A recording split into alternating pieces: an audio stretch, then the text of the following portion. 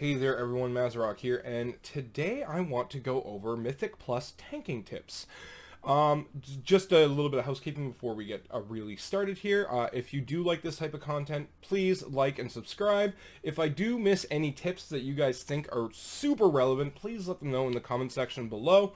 Of course, please be nice. In the last 2 weeks, I have dealt with a lot of toxicity, but I've also dealt with the most amazing people in the world. It's pretty hilarious, but we're going to get, the contrast is pretty hilarious, I should say, but we're going to get into that a little bit later.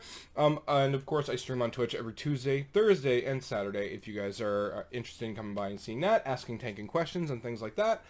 So before I get started on the tips, just a little bit of backstory. I went into Shadowlands with a pure DPS class, the Warlock, and my KSM progress was struggling. Unfortunately, I was having a hard time finding groups that played in the very limited time frame that I have to be able to do keys. I'm a father of 2 beautiful girls, and I cannot stay up until 3 o'clock in the morning anymore, and I have a very limited time window in which I can get these done, and pug screens were just taking way too long to look at. So I decided to start tanking. I had tanked back in Cataclysm and all the time before that, and then I left. I'd come back for 8.3, and I didn't think I'd want to tank again. And I had fallen in love with the Warlock in Cataclysm. Again, I fell in love with it in BFA 8.3. So I thought I'd stick with it for Shadowlands. My problem is pugging can be an absolute nightmare as a pure DPS class, especially if you're non-meta. So I decided to start tanking. 3 weeks ago is when I decided to, I made my pick. I'm going to start doing it, and I went on a hard focus. So I've learned a lot about Mythic Plus in the last 3 weeks, about pugging, about finding friends, things like that, and just the dungeons in general.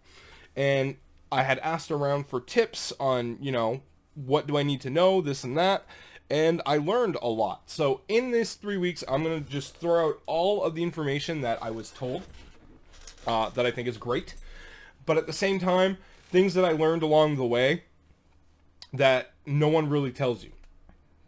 So number one is, if you're thinking about tanking Mythic Plus, just do it, okay? Just do it. I know it's contriving. I'm not sure the word for it. It's a little conflicting because, you have that anxiety of going in and leading a group of people in an M+ dungeon, and sometimes those people aren't nice when things screw up. But the thing is if you don't just run in and throw yourself against the wall, you're never going to get better. You're never going to learn the routes. You're never going to learn this or that, what you need to know. You have to just do it and admit that mistakes are going to be made. You're a human being. You're learning something. You're going to find people that are incredibly understanding, especially if you let them know early, like, hey, I'm just learning how to tank. I've been doing this for a little bit. Any tips and tricks you can give me along the way? You're going to find some people are going to be absolute a-holes. No question about it. But you are also going to find people that are going to help guide you along the way, that are going to tell you, hey, this pack up next is a problem pack. You might want a defensive. You're going to find those people that are going to help guide you and help you learn. But until you just literally go into the fire, you're never going to learn exactly what you need to do.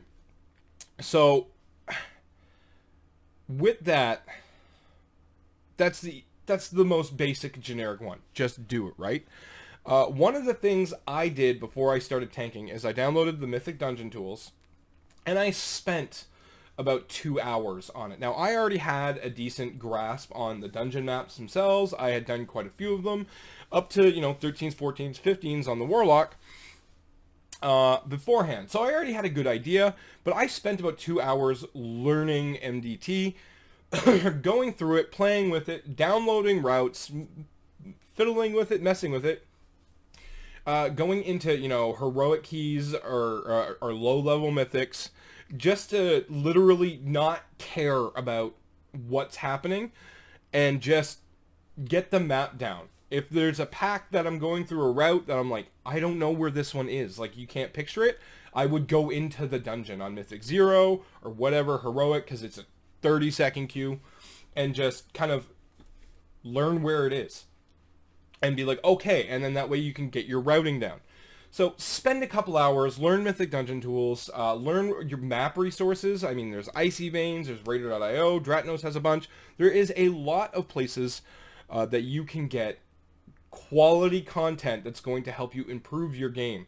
In fact, Dratnos literally puts out new MDT maps every week, given the specific affixes on what they think is the best way forward.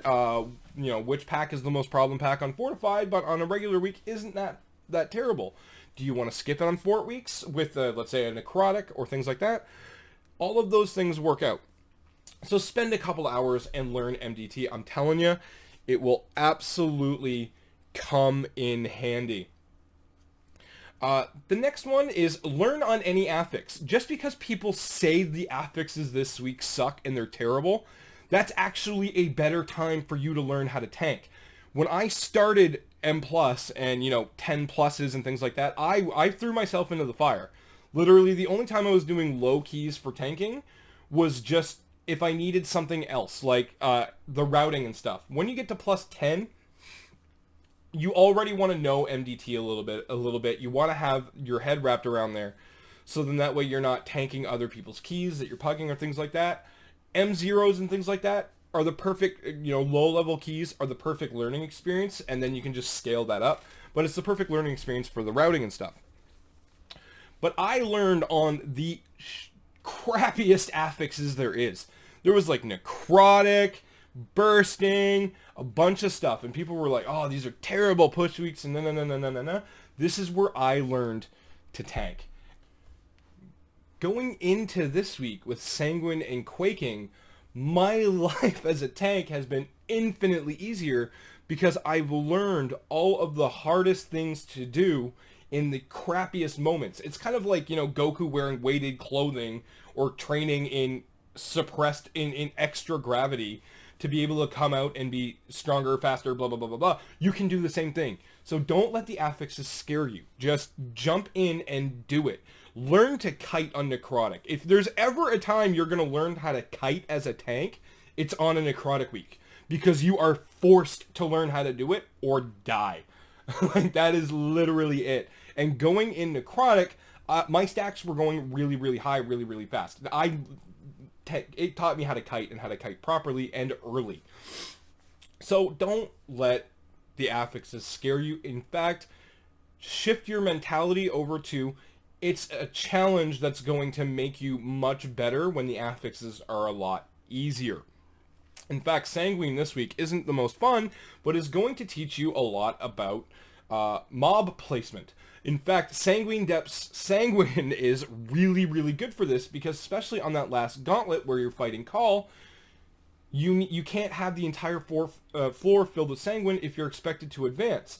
So what we were doing is I was placing them on the left side near the ledge and kiting them back in a horseshoe candy cane, like a candy cane. And then by the time they were all done, we had no Sanguine in front of us and we could all just rush up onto the next. And it was a constant nice flow. So these affixes the terrible affixes can really, really be good for you as a tank to learn what you need to do. Another thing that I see a lot of people kind of not get right, and this is something that happens with experience and time, is learn how to communicate via your character movement and text. Sometimes one word texted out to the party will literally say everything that needs to be said. Like, in fact, when you're done with the second boss on Plaguefall, the dock, if you're planning on going left, center, or right, they'll immediately know just by you saying that. If you say left skip, they'll know where you're going. If it's middle island, if you have a warlock in your party, they'll put a demon gate over there right off the bat, so you don't have to go through the muck. If you're going to the right, they know there's tentacles coming up. It's one of those things that if you can just learn to communicate via character jumping, character movement, things like that, little things like that, the little minutiae of what you're doing, if you so would, it's gonna go a long way. It's gonna go a really, really long way.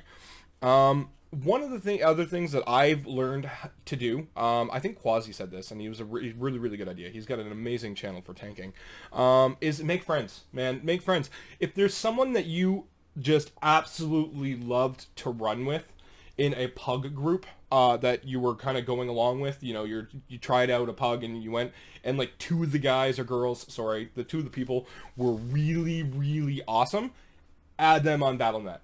If you found a healer that was awesome and it just everything went well with them, add them on Battle.net. You'd be surprised how many people are you know, accepting, looking for new friends, and that need a tank. Say, hey, look, I'm looking to kind of, you know, have more people to play with, so that way I don't have to pug all of the time. You mind if we add each other on Battle.net? And, you know, sometimes they don't. So what? You didn't have that friend before. Nothing changed. But now you might have a friend. I've made some healer friends. I've made some great DPS friends that are wild. Like, they're crazy. They pull. They know exactly what they're doing. Their kicks are on point. Like, those are the people that I want. My Sanguine Depths KSM run had a Demon Hunter in there. And we were a little bit worried about this. So I'll just tell you this little story. We were a little bit worried because, like, he had said when we had joined the group that the 15 key was actually a 16, but the tank and healer left. And I was like, okay. One of two things happened. Either your group DPS was terrible and nobody was kicking anything, because especially in Sanguine Depths, you need people kicking and stunning, or the tank healer combo was not good. Well, as it turns out, that tank healer combo was what wasn't good, because all three DPS in that group were the same from before. They were amazing, every single one of them.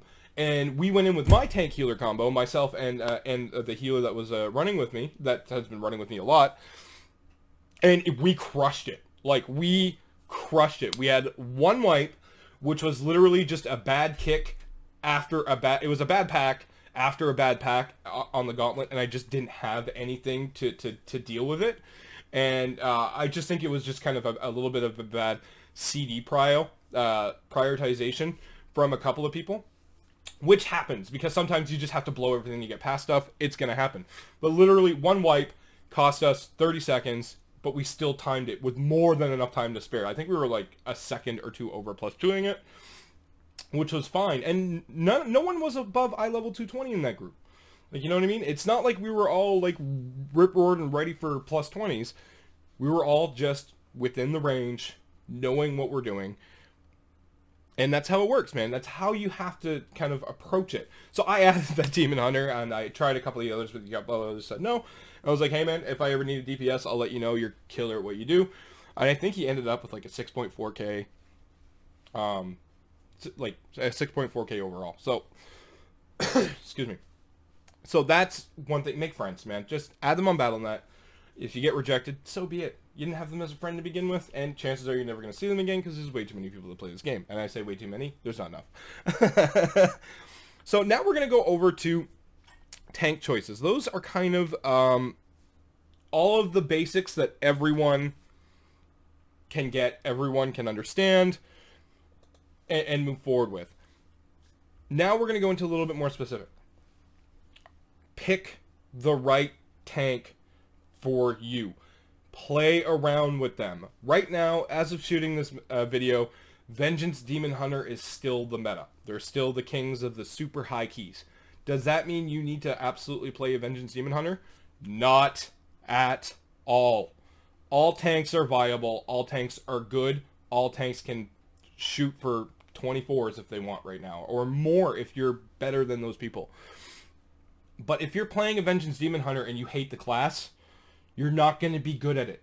Like, it's not going to work. Not all the tanks are the same. They all play very differently. They all have strengths and weaknesses. So you can choose a class and a spec based on how you play. I know that Guardian Druid is really, really good right now. I've been leveling a Guardian Druid. I'm just not good at Guardian Druid. There's something with me and the way it plays that's not right for me. It's just, does that mean Guardian Druid's bad? Not at all. They're really good. And I DPS sometimes with Guardian Druids that are amazing. Like, everything's smooth, everything runs great. They know exactly what they're doing. They have tons of utility that are absolutely amazing for them. But does that mean that that I should be a Guardian Druid? No. When I was choosing my tank 3 weeks ago, leveled, I had a Blood DK and I had a Warrior. So those were my two options. I knew I liked the style. I tanked low level keys with both, and I know I enjoyed both. I tried leveling a Brewmaster Monk. I did enjoy it, but I just didn't want to put the time sink into another 40 levels. I tried Vengeance. Not for me. It could be down the road at high levels, endgame, but again, I just didn't want to put another 40 levels into it.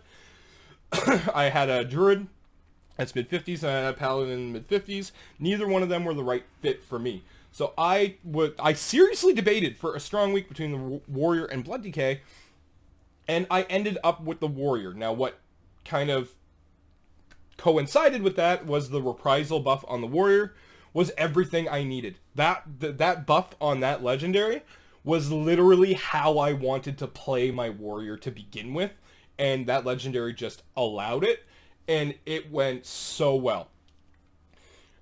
So we have a Holy Paladin Healer in our guild that plays a lot of the same times as me, so it works really, really nicely, where we kind of became a tank healer combo and just pugged a lot of DPS.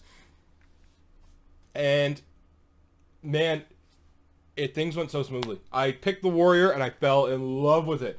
Does that say that I'm not going to play the Blood DK? Absolutely not. I enjoy the Blood DK a lot. I just think that right now, all of the strengths of the Warriors are where the DK's weak, and all the strengths of the DKs were the Warriors weak. So it's kind of a mental shift on where I have to kind of play it. But pick the right class for you.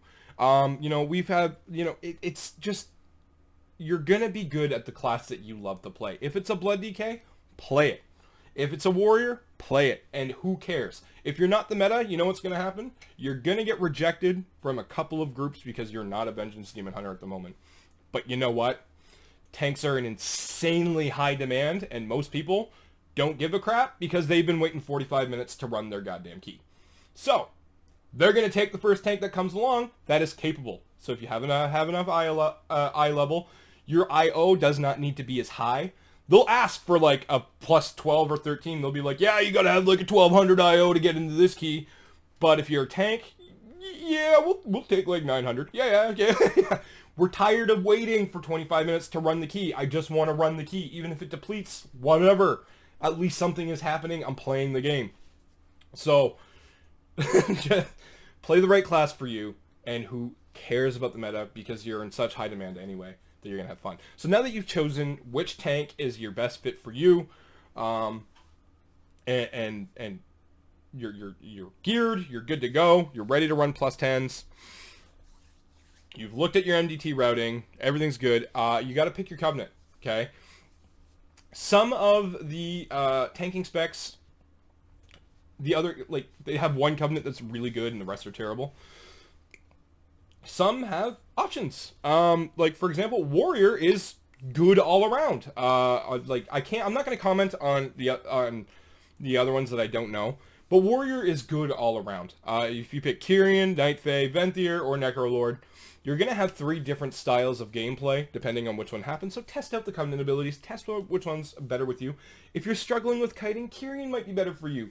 If you want just to kick a lot of things and get a lot of rage, maybe Ancient Aftershock for the Night Fae is better for you. If you like single target damage, Condemn might be better.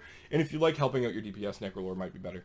They're all going to change the way you play to make you, or they're going to strengthen the way that you're already playing. So test them out, and who cares? Because there is someone that got Keystone Master as a Necrolord Warrior before the change. It happened. They were by far the worst tank spec and Covenant at the time, and they still got it. So you can do it now no matter what you choose. You just have to put your head into it, learn the mechanics, and go forward. So lastly is do your homework on your spec. So every spec is good at different things. I've been maining a Warrior I've been running the Warrior for the past 3 weeks, and there is a lot of things to know. For example, what's spell reflectable and what's not. And you know what? If you learn what's spell reflectable, you can really save your life. Because the last boss on Theater of Pain, the Tank Buster, the Reaping Scythe, is spell reflectable. You will take no damage from it. And your healers will love you. All of those little things can go on to huge success if you take the time and just look at your resources. Go find your specs, your spec or your class's Discord. Go read through it. Ask questions. There is a lot of people that are a lot smarter than any of us are that are doing a lot of the math on this and being like, yes, this, and that. This is what you want to do. Perfect. Find if it's the right fit for you. I hung around in the Warrior Discord and the Blood Discord. Like I was stalking it almost for a good solid like week before I made my decision, because I wanted to know all of the information in front of me, what was my best option. Because after Keystone Master, I'm being like, all right, I want to push keys. Like, you know, I kind of have this kind of always move forward thing. So now that I've got it, I want to push higher keys. So it's not just which one's going to get me my 15s, but which ones am I going to have a lot more fun with at the higher end and move forward that way. So you've got everything picked. Once you have everything picked, there are some classes that deal with certain packs better than others. And this is where you should keep notes on problem packs for your spec. For example, when I run Necrotic Wake on my Blood Death Knight, I have a much easier time than on my Warrior because Blood has the anti-magic shield. Or anti-magic shell, sorry.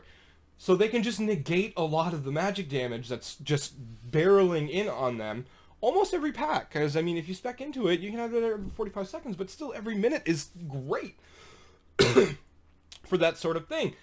But on my Warrior, some of those packs are a much bigger problem for me because I just don't have the magic damage mitigation. So just because one person says, hey, this is a problem pack, but they're playing something completely different for you, does not necessarily mean it's true.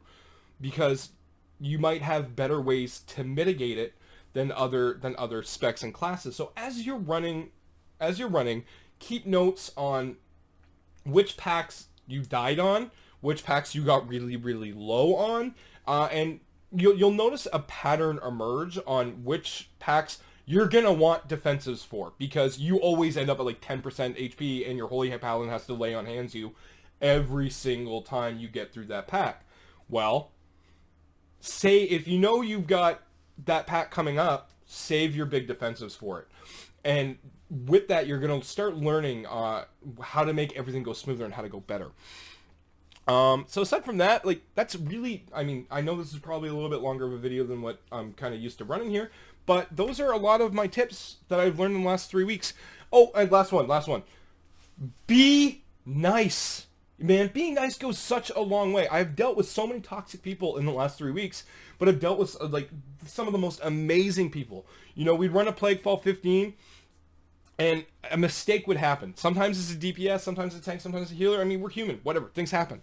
And then all the DPS would just shit on me and my buddy and just be like, you guys suck. Like, oh my god, you're terrible. You blew the key and blah, blah, blah, blah, blah.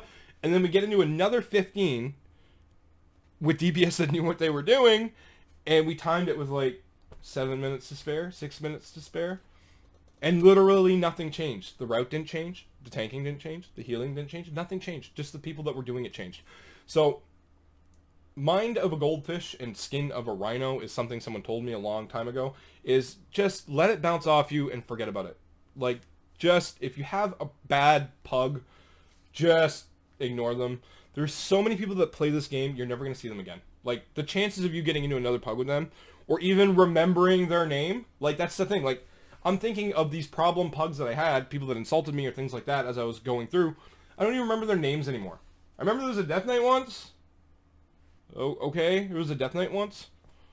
What am I going to do? Never run with Death Knights again because one guy was mean to me? Come on. Like, no. So, just don't worry about the bad and just focus on the good, man. Because you're going to have amazing people that you're going to run with. But it all starts with being nice, okay? Don't be a dick. Maybe someone just doesn't know that they need to kick something. Maybe someone doesn't know that they can't interrupt and they need to hard stun something. It happens. You can't expect everyone to know every little facet of this game, because especially with how dynamic Mythic Plus is right now in Shadowlands, DPS have a lot to do. It's not just blast damage all of the time. They have a lot to do. Healers have a lot to do. And tanks, you have a lot to do. It's not just you running the route. You need to know what is kickable and what you need to focus on first. And you need to communicate that. And you can communicate that without being a dick or without being an a-hole. You can. It's not that difficult. Just be like, hey guys, we need to kill this. On our 15 on one of our runs, the DPS didn't know that they needed to really hard stun the skirmishers that animate weapons. Okay, they just didn't know. But you know what? We went back. We had our one wipe of the dungeon. We went back, and you know what happened? Every single skirmisher was CC'd into oblivion and couldn't get an animated weapon cast off. Easy peasy, man. That's literally all I said. We gotta stun skirmishers. Can't let animated weapons go off. You know what happened? It happened. Like, it's not complicated. So we in WoW, like, you know, there's a lot of people in WoW that are like, man, there's so many people that are toxic. But it all starts with you. Okay? It all starts with you. Think about it. Are you the one being toxic? Are you the one being a dick? Are you the one that's getting angry and yelling at people through text when something goes wrong? Because from the other end, that's the toxicity that people are talking about and people are receiving. And sometimes it's warranted. Agreed. I'm not going to disagree. Sometimes it's warranted. Sometimes you just come across such a terrible player that is also being mean. And sometimes it's warranted. But you know what? You can just let it go. Just let it go. It don't matter. Kick them from the group. You're never going to see them again. You never have to deal with them again. It's done. Wipe your hands of it. Move forward. And you're going to forget all about them. Plain and simple. So, you know, just keep that in mind. Be nice. Be nice to each other. And you're going to make a lot more friends. And you know what? Sometimes you come across some DPS or you come across some players that are insanely good. They just don't have the know-how. And if you're nice to them and you show them the know-how, they become amazing, excellent players that you want to be friends with, that you want to keep around. All they needed was someone like you to help them show a little bit of know-how. So, again, I stream on Twitch every Tuesday, Thursday, and Saturday. Come on by, check that out. If you like D&D, streams are on Sundays, where we're playing the Rime and the Frostmaiden campaign. It's been a lot of fun so far. If you have any questions for me, any tanking questions, leave them down in the comments below. I do try and answer all of the comments as long as I don't think they're completely batshit crazy, which does happen on occasion. It's YouTube. Surprise! Aside from that, I hope you guys are enjoying Shadowlands as much as I am. 9.1 PTR has finally been announced. It's going to be coming out in, 2 weeks? Week and a half from now? I don't know. So we're going to see if there's any tank changes coming across there. The new tank buffs that appeared this week are fantastic, and in all honesty, they've closed the gap between how good the top meta is and how good the bottom meta is. Not that there was much of a gap to begin with, but it is a lot shorter. A lot smaller of a gap, and all tanks are completely viable. Don't be mean to anybody that, you know, don't say, oh, it's a Brewmaster Monk. Don't take him. It's not a Vengeance Demon Hunter. Take him. You know what? You'd be surprised at what other tanks can do and what utility other tanks can bring to the party. So aside from that, I hope you guys are enjoying Shadowlands as much as I am. Be nice to each other. Have yourselves a good day. Thank you.